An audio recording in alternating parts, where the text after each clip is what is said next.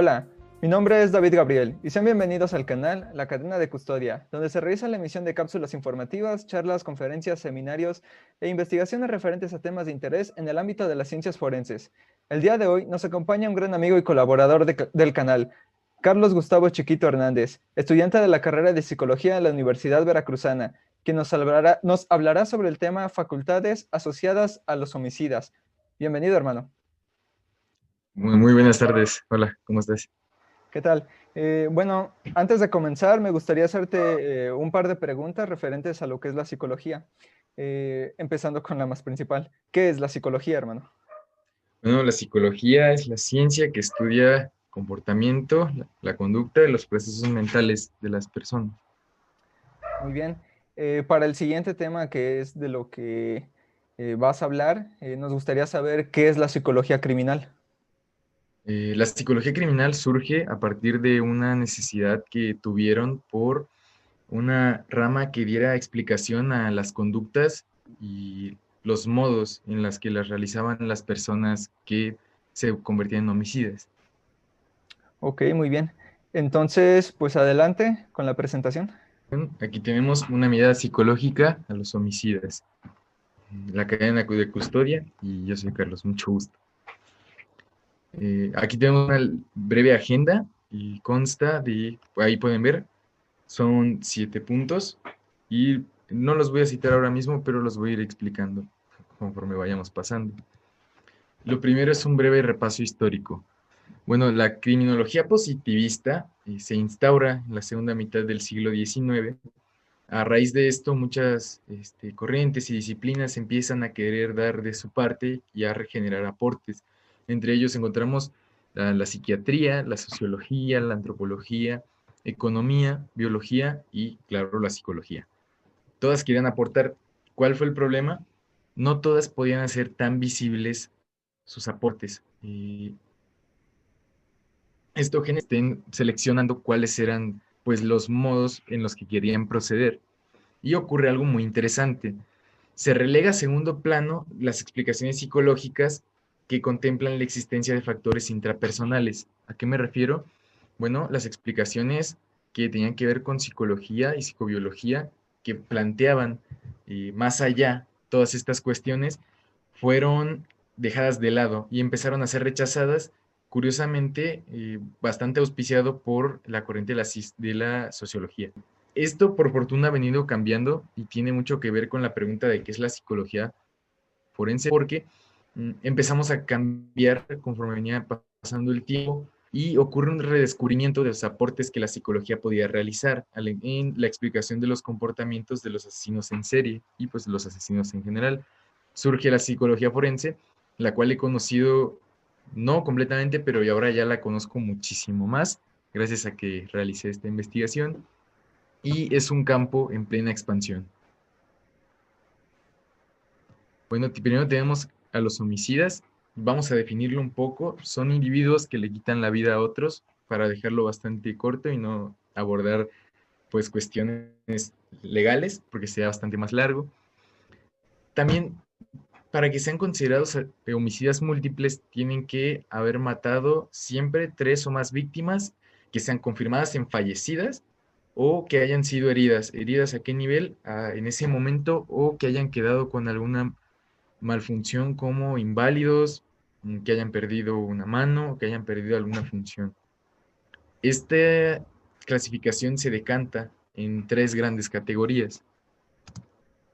La primera son homicidas en masa. Son sujetos que matan a 4 o más víctimas en un evento. No tiene un periodo de reflexión. El periodo de reflexión, creo que mi internet está fallando un poco. Ya, perdón. No sé si ya me quedé callado por si la conexión estaba fallando. Eh, Esto ocurre en un momento y un lugar determinado. Existe, por lo tanto, solo una escena del crimen. ¿A qué se refiere esto? Normalmente los individuos que hacen homicidios en masa tienden a no salir vivos de los mismos. ¿De qué manera? ¿O a qué me refiero? Ellos están matando gente en un lugar determinado y pues la policía obviamente llega y acordona el lugar. Nadie va a entrar, nadie va a salir y menos esa persona ya la tiene bien identificada. Entonces, suele suicidarse o suele ser capturado. Factores psicológicos que se relacionan con estos homicidas es el estrés severo. En este caso, el ejemplo es de un hombre en Akihabara, Tokio, en 2008, que era un empleado de centro comercial. ¿Qué ocurre? Estaba bajo mucho estrés porque había sido despedido. A causa de esto, tenía deudas que le estaban generando un estrés bastante severo y como resultado de esto, él atacó en el centro comercial y mató a 11 personas, si no me equivoco. De ahí los homicidas itinerantes. Este es bastante polémico y ya lo explicaré un poco más al final como una pequeña eh, recopilación, pero son también personas que matan en un mismo evento a tres o más, ¿no? No tienen tampoco un periodo de enfriamiento o de reflexión. Esto ocurre porque de un asesinato van y cometen otro. Existen muchas escenas del crimen en este caso porque la persona no se está en un solo lugar como lo es en el anterior y matan normalmente hasta que son capturados o facilitan su captura. ¿De qué manera? Pues una persona puede denunciar que esta persona está haciendo algo, van y lo buscan, no lo han atrapado, pero él ya facilita su captura. ¿De qué manera? Pues haciendo que la gente lo pueda observar y todo esto, ¿no? Eh, Son bastantes eventos, pero se retoman como una acción criminal única. Por eso se surge esta clasificación, porque querían darla. También actúan en cortos periodos de tiempo, por ejemplo, bueno, el ejemplo que les voy a dar al final de esta diapositiva y va a explicarlo un poco más, porque es bueno dar los ejemplos. Tras cumplir la misión o lo que la persona tenía como planeado, se suicida o produce lo que se conoce y es más ocurrente esto, el suicidio por la policía, que es la persona tal vez ya no esté planeando seguir matando gente, pero, o ni siquiera dispararle o herir a un policía, pero sale con el arma en la mano y empieza a tirar al cielo o a amenazar a los policías, provocando que estos le disparen. Entonces, ese es el suicidio por la policía, provoca que lo maten. Eh, Hay una combinación que puede darse con este asesino y el asesino en serie, que es asesino en serie itinerante. ¿Qué pasa? Aquí se mete un concepto que es el spree, que es como la euforia, que es la energía que la persona tiene para seguir cometiendo los asesinatos. Esta clasificación es muy polémica porque se le critica como una medida para clasificar lo que no está bien definido. ¿A qué me refiero? Normalmente la crítica que tienen hacia los homicidas itinerantes, a cómo los clasifican, es que las personas no supieron definir o describir bien lo que era este tipo de asesino o los que eran asesinos que no encajaban con la descripción de asesino en masa o asesino en serie, y a raíz de esa necesidad surge el concepto de itinerantes. Es un poquito más difícil de explicar también por eso, pero ahí les va un ejemplo. ¿De qué manera opera estas personas? Charles Whitman, y en 2008, me parece, mata a su madre en el apartamento. Bueno, va al apartamento de su madre, la mata. Posteriormente a eso, va a su casa, de ahí mata a puñaladas a su esposa, de 10, tengo entendido que fueron 10 puñaladas. Después, eso ocurre a las 3 de la mañana. De ahí a las 9 de la mañana se levanta y se va a la Universidad de Texas. Y no recuerdo bien el nombre específico de la universidad, pero mm, sube a una torre, y creo que aquí es donde más les puede sonar más, y armado mata a 15 personas hasta que ya al fin lo agarran. Entonces esta persona en un corto periodo de tiempo cometió varios asesinatos y no tuvo un periodo para reflexionar en cuanto a ello. Luego tenemos los homicidas en serie, que son los más largos de explicar. También estos matan a 3 o más personas en diferentes lugares e intervalos de tiempo. Hay diferentes escenas del crimen porque estas personas sí las varían bastante. ¿Qué los diferencia de los otros dos? El periodo de enfriamiento entre los crímenes. Aquí es donde yo les quiero dar la explicación más detallada.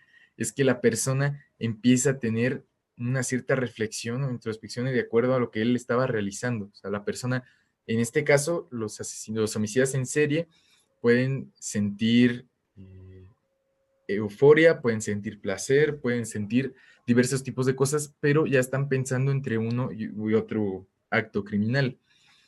Dejan periodo importante entre los asesinatos, eso sí es bastante remarcable, porque les gusta que sus crímenes se lleven de manera exitosa y no está en sus planes ser capturados por la policía, por eso ellos tienden a no asumir riesgos. Premeditan mucho, también tienen fantasías al detalle de lo que van a hacer, o sea, los asesinatos que cometen normalmente ya los tienen visualizados en su cabeza porque conocen a la persona. También se da mucho que estas personas saben quién es la persona que van a asesinar, la siguen por un tiempo, ven lo que hace, dónde vive, a cuáles son sus horarios, o sea, los stalkean y ya después cometen el acto criminal porque ellos llevan a cabo de forma exitosa estos actos. También suelen tomar o guardar recuerdos o trofeos de sus víctimas. Esto es muy importante. Estas personas pueden quitarles anillos, pueden quitarles brazaletes, pueden quitarles diverso tipo de cosas. En este muñequito, ahorita no sé por qué se movió el color, pero era como un diente dorado lo que le había puesto y ahora se ve azul. Pero pues ahí se entiende que el muñequito estaba como esperando primero matar y segundo robarle el diente, ¿no? De oro. Estas personas también vuelven a acudir al lugar de los hechos para revivir el asesinato. Esto prolonga el periodo de enfriamiento. ¿Qué significa? Cuando la persona va y regresa al lugar donde cometió estos crímenes, el periodo en el que iba a estar en esa como reflexión se hace más largo, porque es como si lo volvieran a vivir. También tienen un patrón o modus operandi, un ritual y una firma. Esto también es importante.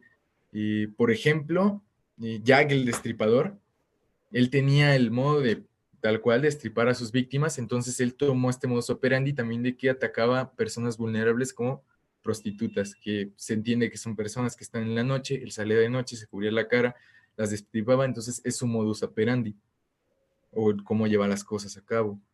También las víctimas de estos homicidas suelen tener semejanzas, ya sea en género, edad o ocupación, retomando al mismo Jack, mataba a prostitutas, y han habido otros, pero pues es el más conocido de los que se pueden decir.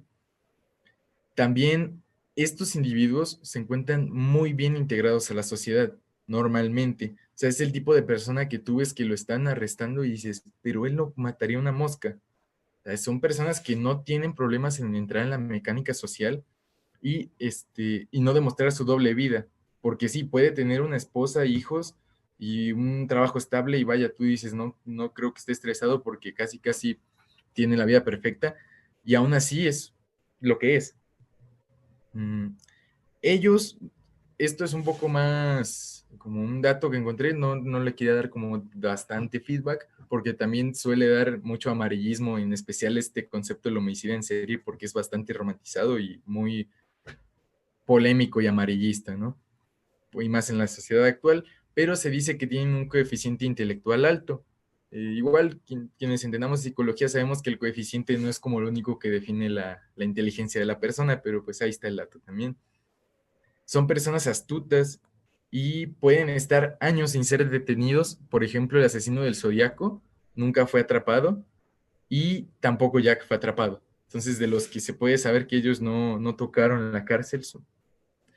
Y, bueno, en el caso de Jack hubo un hombre que confesó haber hecho los asesinatos y después fue colgado, pero eso también es importante, estas personas no toleran que otras personas tomen el crédito. ¿Por qué? Porque de cierta forma les gusta ser los protagonistas, tal vez no ser atrapados, pero que alguien tenga esa noción, por eso ellos también regresan a las escenas, porque quieren tener algo de, a un papel o un rol. Entonces, lo más seguro es que ya cuando vio eso, lo quería matar porque le quitó su crédito.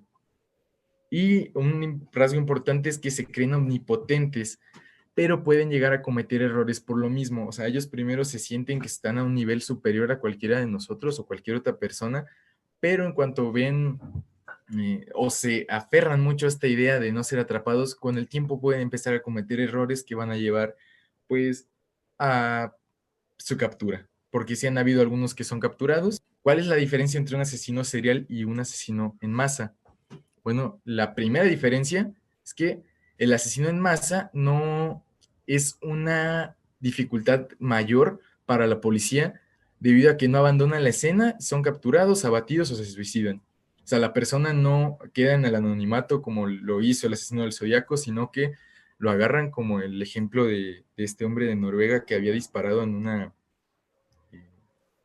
una isla, pues es agarrado, y en vez de tener que o darse la posibilidad de huir. El segundo es el temor que genera en la sociedad, porque sí, un asesinato en masa, y esto me pareció muy interesante, y creo que vale la pena abordarlo, es un evento horrible. O sea, yo creo que todos podemos estar de acuerdo en que si lo llegáramos a vivir no sabríamos qué pensar o qué sentir. También hay videos del mismo caso este de Noruega que les comento, que pueden buscarlo y hay testimonios de toda la gente, desde el conserje hasta la chica, hasta cualquiera. O sea, de las personas tienen su testimonio y es horrendo, sí, pero infunde mucho más miedo en la sociedad tener un asesino en serie suelto. ¿Por qué? Porque es un caso muy aislado y muy específico el que ocurre en un asesinato en masa. Pero el asesino en serie genera este terror porque no se sabe quién es, no se sabe sus alcances, no se sabe cómo es que opera. O sea, tal vez cómo opera sí, pero no sabes de qué manera está espiando a las personas, no sabes de qué manera las selecciona. Estamos empezando a tener un acercamiento cuando vemos algún cierto patrón. Y la 3 es la limitada disponibilidad de datos primarios. ¿A qué se refiere? Normalmente cuando es capturada una persona, veámoslo, el asesino serial puede ser capturado. El asesino en masa probablemente no sea capturado. Entonces la accesibilidad a cantidad de datos que puede tener las personas de la ley, pues es poca. Si la persona que es asesino en masa es capturado, se le puede interrogar, o si ya de por plano murió, pues ya saben quién es. Pero con el asesino en serie es muy difícil porque si no sabes quién es, no tienes más datos que tal vez solo la forma en la que opera. El asesino del Zodíaco hoy en día se saben sus fechorías, pero no se sabe nada más de él, ni siquiera se sabe si era mujer o no, solamente hay un par de testimonios que afirmaban que era hombre. Entonces era lo único que se sabía. Y también desconocer a nosotros nos genera bastante angustia.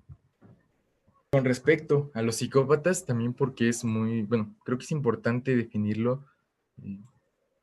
En una definición bastante corta, podría decir que el psicópata es la persona que es diagnosticada con psicopatía de acuerdo al DSM. Sé que está bastante como resumido, pero no me quería ir más lejos porque es una parte de, pero tampoco quería que fuera como lo principal. Primero son antecedentes disfuncionales. Estas personas suelen tener antecedentes de violencia cuando eran niños, también algunos eran violados. Entonces había violencia física, sexual y psicológica en sus primeras. Tienen motivaciones más profundas. Esto tal vez sea un poquito más adelante y ahí lo vayan a entender, pero va más allá de, por ejemplo, el impulso que tuvo este hombre en Tokio por el estrés. Y bien se dice, en psicología lo vimos en una de mis clases, que es erróneo pensar que una cosa es causante de la otra. O sea, por un ejemplo bastante rápido, no podemos pensar que a mí me va a dar ansiedad y depresión por la cuarentena. Había ya un entramado de cosas que estaban ocurriendo antes de que vino a detonar ya el periodo de cuarentena. No es que desde la cuarentena se generó mágicamente y ahora yo tengo estos síntomas, sino ha venido generando. Ya hay una historia, hay un historial, algo está pasando, entonces, ¿cuál es el resultado? Es esto, no es causante directo, pero es un aliciente. Estas personas también tienen sentimientos de inadaptabilidad e inutilidad, como no suelen visualizarse mucho en la mecánica social, se quedan bastante relegados, entonces ellos mismos también pueden tener estos sentimientos, digámoslo. El 4 son frecuentes impulsos sádicos. Ese se explica un poquito más adelante. Pero, sí, con el conjunto de McDonald's. Estas personas suelen tener estos actos de manera sexual o bastante violenta, porque no entienden de otra forma. Luego, algunos asesinos en serie hacen actos o uso de lujuria y tortura. O sea, muchos de ellos se ve que no solamente matan por el hecho de matar, sino que obtienen un cierto placer de ello, y por eso ahorita pues será bastante bueno darles las motivaciones como se han clasificado. El conjunto McDonald, ¿qué es? Es un conjunto de 3 partes que explica cómo las personas tienen como este resultado, digámoslo, en su comportamiento. tiene tres fases. La primera es que en las primeras etapas del niño, el niño puede tener impulsos de quemar cosas. ¿Qué pasa o qué es diferente del pirómano? El niño no lo hace por el simple hecho de querer ver que arda. El pirómano, por ejemplo, tiende a pensar que no se va a quemar. El psicópata, el niño, sabe que el fuego quema, pero destruye por gusto. El segundo es el maltrato a animales pequeños. Este también es, quédense con ese concepto para el ejemplo final que voy a dar, porque ahí vamos a estarlo armando de una manera que me parece, siento que va a estar buena. La persona tiene este impulso por estar lastimando animales pequeños y generando control sobre ellos, entonces ya ahí tenemos otra señal de alarma. Y la tercera, esta es bastante curiosa, yo realmente no la conocía, casi no es abordada en lo que son series y la cultura popular, pero la enuresis, que es pues que moje la cama. La cosa es que en estas personas suele ser un periodo más largo del que es como lo natural, porque queramos admitirlo, no todos en algún momento hemos mojado la cama. Habrá quien no, y eso está muy bien, pero yo creo que en algún momento de la vida la persona llega, eso ocurre, pasa, pero estas personas tienen un periodo mucho más largo. Y aquí tenemos una clasificación que son, se divide en dos, el asesino organizado o desorganizado. El organizado es el que planea bastante bien todo lo que va a llevar a cabo, y ya sabe lo que va a hacer. También puede haber este periodo de observación de las personas, o sea, las ve, las selecciona, vaya, todo lo que lleva a una buena planeación y lo ejecuta. El desorganizado, el organizado también debe saber o tiende a saber cómo deshacerse de un cuerpo, de qué manera también asesinar, porque pues ellos saben dónde herir a las personas, dónde tirar un cuerpo, cómo esconderlo, ya sea en un arroyo, en la cajuela de un auto, en las horas, o sea, ellos ya saben todos esos detalles. El desorganizado es un poco más curioso porque es una persona que suele apelar mucho a la euforia. Esto me pareció bastante también remarcable. Ellos suelen tener ese impulso de asesino, lo descargan y suelen dejar a las víctimas en el lugar donde estaban. No son tan meticulosos como el asesino organizado que busca dónde esconderlo o cómo cubrir sus huellas. Esta persona sacia su ansia de matar y ahí, donde la persona si lo mató en un estacionamiento, ahí deja el cuerpo y se va. Bastante bizarro, ¿verdad? Muy bizarro. La motivación del homicida serial. Hay 5 tipos. El primero es videntes. Ellos normalmente son personas que ya tienen su visión establecida, ¿no? Ellos ya saben lo que vienen a hacer, ya lo tienen como estructurado. Los misioneros, el ejemplo que voy a dar al final, bueno, me gustaría que pudieran reflexionar cuál puede ser, igual tu hermano, si quieres pensar cuál sería mi ejemplo, al final te la pregunto, de cuál de estos sería el asesino. El misionero es el que tiene el complejo de Dios.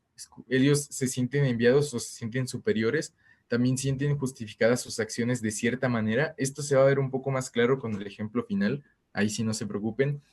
El hedonista. El hedonista es bastante amplio, yo creo que daría incluso para un pequeño fragmento de 10 minutos aparte, pero esencialmente el hedonista lo hace por gusto.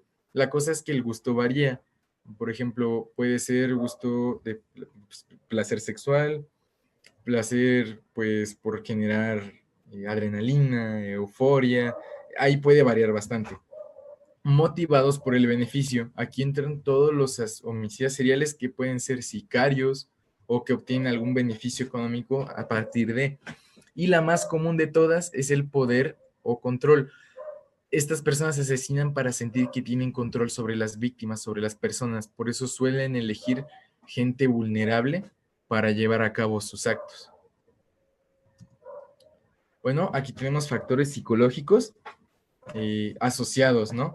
O bastante asociados con esto de los homicidas. Vulnerabilidad al estrés, ese lo vimos con el primero. Ya ven que pues la persona tenía sus deudas, y esto fue escalando y que generó pues que matara a 11 personas en en Akihabara, Tokio. Psicopatología. Este ejemplo ya no lo ahondé tantísimo, pero fue el de Anders Breivik, el asesino de Noruega, el que disparó. Esta persona ya tenía factores de psicopatología asociados a su persona. Y la disonancia cognitiva. Este me parece de los más interesantes y lo voy a explicar. Ex Hassan, así es como se llamaba una persona, era ex psiquiatra del ejército de los Estados Unidos. Tenía una disonancia, ¿por qué? Porque diario estaba en un ambiente en el que él no compartía las creencias. O sea, él, aparte de ser musulmán, no compartía los valores del ejército. Estar diario en eso hacía que se sintiera también apartado por sus compañeros y esto generó que en 2009, me parece, y él, a causa de esto, mata a 11 de sus compañeros en Fort Hood, en Texas. Lo dije bien. Ahora tenemos aquí unos instrumentos útiles, de alta validez, porque tampoco es que todo esté establecido tan fácil, pero para ver el funcionamiento cerebral de estas personas, de estos individuos. ¿Qué es lo curioso? El electroencefalograma. Aquí se puede ver la actividad cerebral y esto es bastante interesante. La psicobiología sirve mucho para explicar, pues a nivel estructural, todo lo que ocurre en la cabeza de estas personas, porque ellos suelen tener un bajo nivel de estimulación craneal. Entonces, lo que ellos hacen es para buscar ese impulso, normalmente.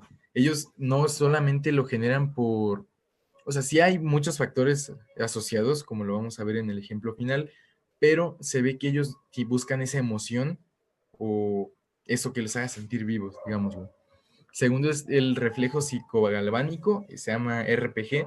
No adjunté más fotos porque realmente no me vino ninguna tal cual, pero pues leí que era bastante eficiente.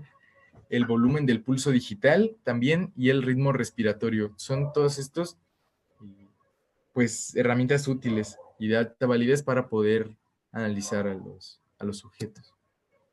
Y ahora llegamos al ejemplo. Y esta persona, yo creo que algunos ya lo conocen, otros lo conocerán por primera vez, porque ha habido bastante de él. Y esta persona es en quien se basaron para realizar la serie Dexter. Yo creo que esa ya tal vez ya la hayan escuchado un poco antes. Hasta tú, hermano, volteaste a verla. Sí, ¿Conoces la serie? una serie muy famosa. De hecho, creo que van a sacar nueva temporada. Efectivamente. Entonces ahí ya estamos. Este es el de la vida real. Pedro Rodríguez Filo, alias Pedriño Matador, tuvo una infancia difícil. Para empezar, pues podemos empezar a categorizar. Mientras su mamá estaba embarazada de él, su padre era un golpeador, de hecho nunca dejó de serlo. Le da un mal golpe en el vientre a su madre, lo que le genera una lesión craneal a Pedro. Entonces, la lesión o la malformación craneal se genera en una zona que es la que regula la empatía. Entonces, ya desde ahí empezamos a ver que hay variaciones a nivel estructural, que es algo muy necesario para pues, un psicópata. ¿Qué es otro de los factores? Ok, estamos hablando de una persona que vivía en Brasil, sigue viviendo en Brasil, y es un pues contexto bastante difícil. También, y más porque se da la reincidencia y también hay más casos de asesinos en las bajas esferas, por las bajas oportunidades. Entonces, ¿qué puede ser peor, hermano? Todo lo que hemos comentado, adivina que de postre, de que está en un ambiente que pues es violento y todo, y tiene tendencias violentas, empieza a trabajar en un matadero de pollos. Entonces vemos este factor que se dice del McDonald's de la crueldad hacia los animales. O sea, el niño ya tenía una predisposición a ser agresivo y ahora lo meten a matar pollos. Es lo que iba a decir, cumple las características de McDonald's. Ujú. Ahí ya vamos mal, porque ya está mal, o sea, aparte de tener la lesión, tiene esto del contexto. Eh, Reportan la disminución de la empatía en él a partir de que empieza a trabajar en el matadero de pollos, se vuelve más frío. Eso es lo que dicen en su biografía. No la leí toda porque obviamente está muy larga, pero pues agarré lo más importante, porque también él publicó su libro ya. Y también hoy en día es diferente, pero ahorita vamos a eso. Eh, Él se predispone a la violencia de la vida antisocial. ¿De qué manera? Pues ambiente en el que vivía en Brasil, bueno, para empezar, a los 13 años se peleó con su primo y le dio una paliza. Se dice que casi lo mata y después de haberlo golpeado lo lanzó a la prensa de pollo en el matadero. Afortunadamente este chico sobrevivió, pero aquí viene, se ve la predisposición a la violencia que tenía Pedro. ¿Cuál es el problema? Se ve que no lo corregían mucho en casa porque pues también se ve que tenía una infancia difícil y sus padres no estaban muy atentos. Entonces no se le reprendió como debió ser. Igual los psicópatas no tienen mucho, no son muy eficientes en ellos los castigos o las terapias, pero ahorita vamos ahí. Y predispone a una vida antisocial. ¿De qué manera? Esta persona entra en el círculo del narcotráfico allá, en donde vive. Entonces se vuelve un personaje conocido porque es muy sanguinario y porque es bastante, no lo quiero romantizar, pero dicen que es valiente, ¿no? A lo que había leído, entonces dejémoslo como las palabras que usaron. Entonces se empieza a rodear de este ambiente violento, con drogas y armas. ¿Qué ocurre? Y aquí es donde vienen los factores intrapersonales que me parece muy bueno y que ahorita tal vez muchos quiten el ceño fruncido, porque hasta ahora pues se saben cosas feas, ¿no? Pedro entra a la cárcel con 71 víctimas. ¿Cuál es la cosa? Él solo mataba delincuentes. En su vida solo mató violadores, asesinos y gente mala. También traficantes, porque pues eran rivales todo eso, pero también traficantes. Más de 71 víctimas. Sumó una condena de, ahí está erróneo, eran 830 años. Él tuvo la máxima condena que ha habido en América Latina. Solo que hay una ley en Brasil que permite únicamente 30 años de cárcel a las personas. Entonces él hizo y deshizo, solamente estuvo 30 años, salió. ¿Cuál es lo interesante de este caso? Bueno, lo que quiero comentarles es que Pedro no había un solo asesino que dejara en pie. ¿A qué nivel? Pues ahí les van dos anécdotas de él. La primera es que cuando la madre de Pedro fallece, bueno, es asesinada por su padre porque su padre la mata a golpes. Pedro, creo yo, porque hay muchas teorías de eso, pero les voy a dar mi versión en cuanto a lo que es lo que leí. Entra a la prisión donde está siendo pues recluido su padre con un machete y lo mata a machetazos. Creo que le da unos 28 y posteriormente a esto ya lo van a detener y él con el machete le saca el corazón, muerde el corazón de su propio padre y lo escupe. O sea, muerde el corazón con todo y sangre recién cortado y lo escupe. Se dice que trabó esto, entonces él también era caníbal en esto. La cara, hermano, de estoy explicando algo bien complicado. Pero, pues él tenía estos niveles de violencia tan grandes. También es remarcable poner esto, para un psicópata es difícil hacer, pues, contacto y lazos con las personas. Y habrá gente que no importa qué le pase a uno de sus familiares, querrán a otro, pero para Pedro era muy a la Harry el sucio, para él todos valían nada, si eran delincuentes. Otra de las anécdotas es que Pedro, cuando fue arrestado, lo metieron esposado en una patrulla y metieron a otro hombre junto de él. Entonces, él ya había sido arrestado por armas y por estos problemas de asesinatos, ¿no? Él ya después confesó lo demás porque también tenía ese impulso narcisista. Él quería saber o quería que la gente supiera que él era el que era el responsable de los actos. Eso también es importante. Dios dicen que Pedro, estando esposado en el asiento trasero, lo van a ver y el otro hombre no estaba esposado y de alguna forma Pedro a cabezazos, golpes, codazos y eso asesinó al otro tipo. O sea, menos de 10 minutos le dieron a Pedro junto a ese hombre y él lo mató, porque ya el otro era un asesino, había matado a una mujer. Y Pedro dijo, me lo he hecho. Y así lo hizo.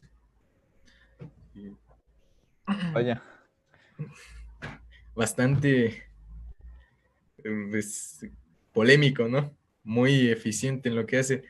También Pedro tenía un bajo nivel de respeto por lo que es la ley y pues estas instituciones. ¿De qué manera? Pues esta persona pasó 30 años de su vida en la cárcel y en el momento en que era liberado prácticamente les cantó que había otro asesino que les llamaban asesino do parque, que es el asesino del parque, que había violado y asesinado a 11 mujeres. Pedro les dijo que él lo iba a matar.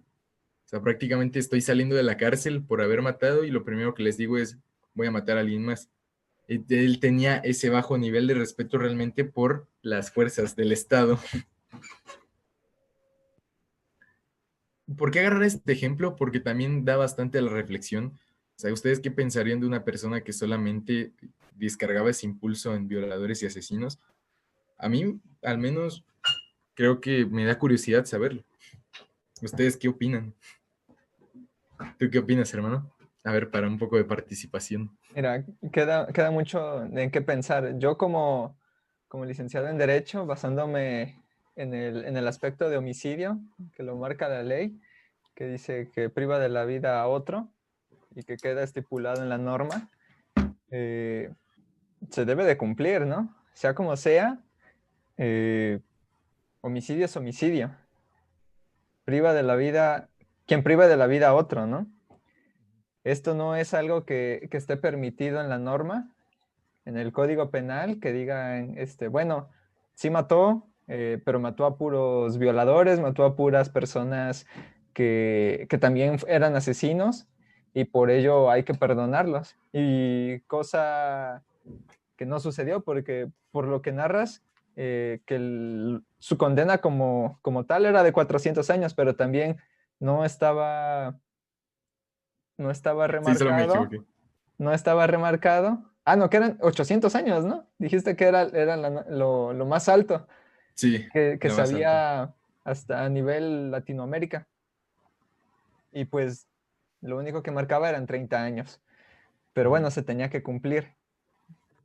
La sociedad, yo estoy seguro que lo vería como un héroe. Hay que ser honestos, ¿no? Esos son el pensamiento real de las personas.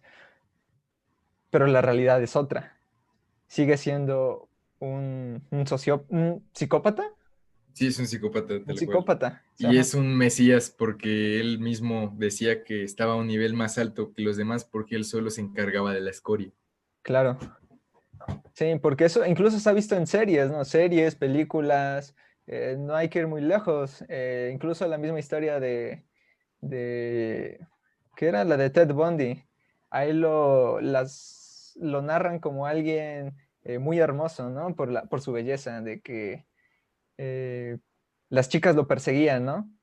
Y querían que lo liberaran aún sabiendo que había matado. Y aquí sería la inversa, no por hermoso, pero sí por heroico, Ujú. que posiblemente quisieran también que fuera libre, ¿no? Si así hubiese sido, cuando Y no es lo correcto. creo que se me fue mencionarlo ahorita que qué bien que lo mencionas, hermano. Porque Pedro, las primeras dos personas que asesinó, también es importante remarcar esto, fue hombres que hicieron que despidieran a su padre de su trabajo de guardia. Entonces, hay dos ahí. Primero mata él eran dos compinches, ¿no? Primero él mata al hombre que inculpó a su papá y después va y mata al que sabía eso y no lo dijo, que era el viceprefecto de la escuela donde su padre trabajaba. Entonces los mata a ellos sin ningún problema. ¿Cuál es otro dato? Y vean el nivel de violencia que él tenía.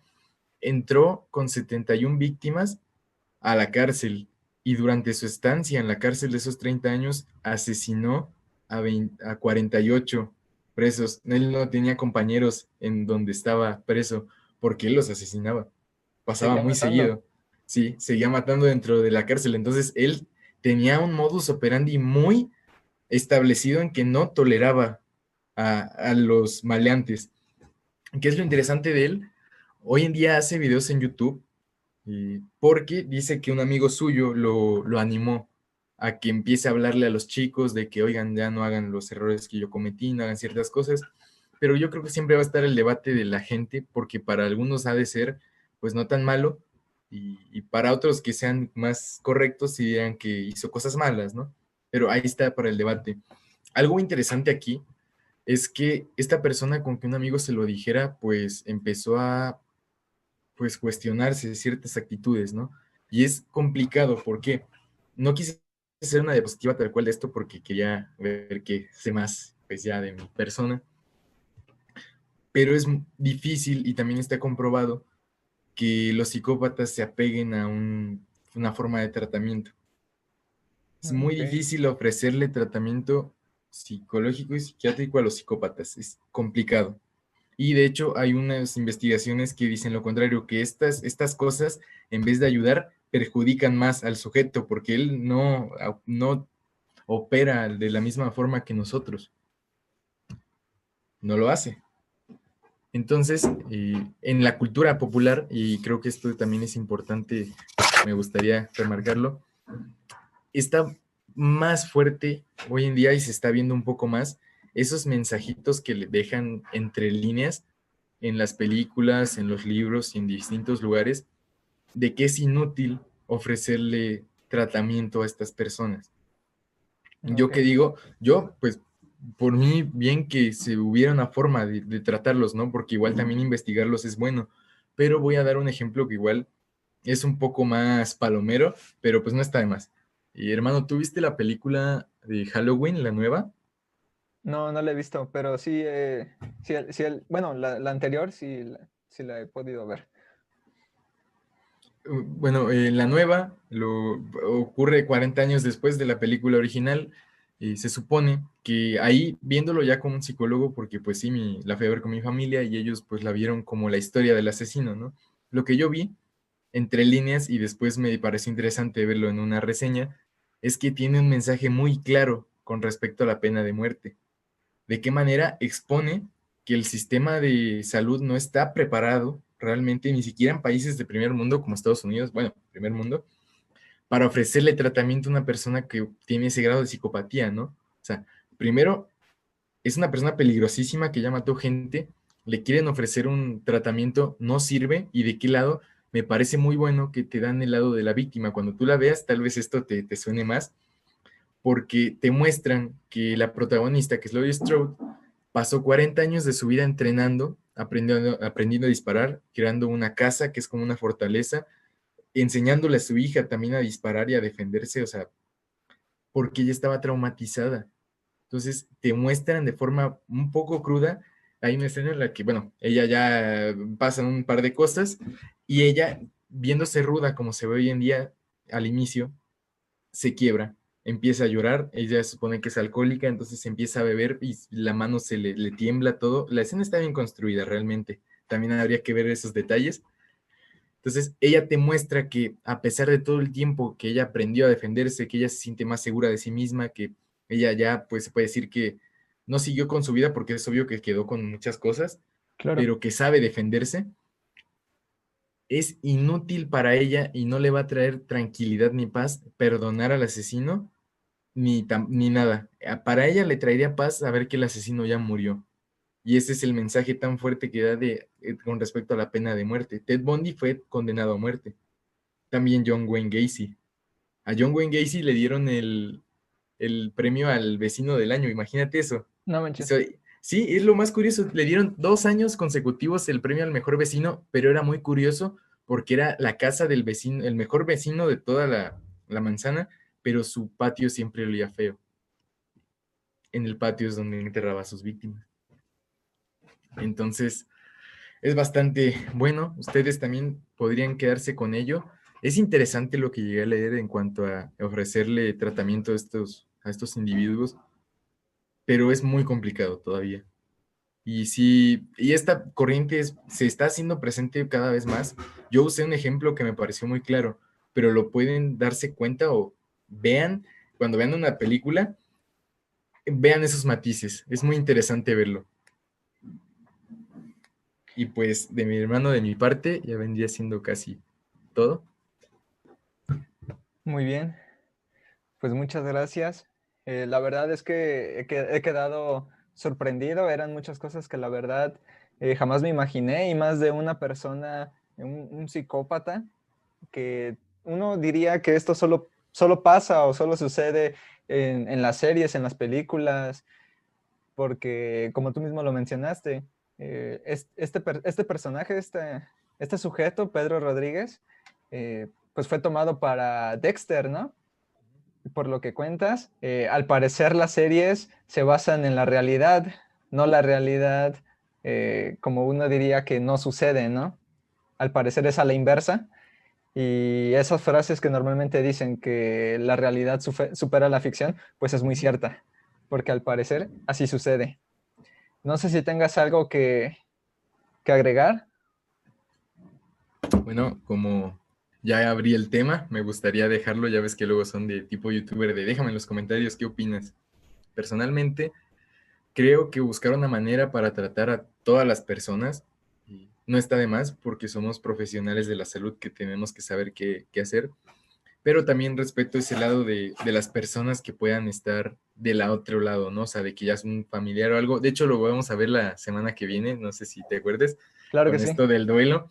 así Pues ahí es. tal vez lo aborde más, pero pues ya para dar una pequeña pauta, pues no podemos ponernos al 100% en los zapatos del otro y saber que sentimos lo que ellos sienten, ¿no? O creerlo. Entonces, yo creo que si hay gente que dice que prefiere la pena de muerte para estos individuos en lugar del tratamiento, pues será muy su opinión y ya lo analizaremos mejor en la semana que viene. Muy bien, hermano. Pues la verdad, ha sido un tema muy amplio. Claro que muy resumido, la verdad, porque los temas, por ejemplo, el de motivaciones de homicidios seriales, créeme que en un video estaría perfecto para Anda, completarlo. estaría bien, me gusta la idea. Estaría muy bien, igual el de factores psicológicos. Lo que me llamó mucho la atención, eso yo ya lo había visto anteriormente, lo que era de el factor que era de McDonald's con relación a los menores.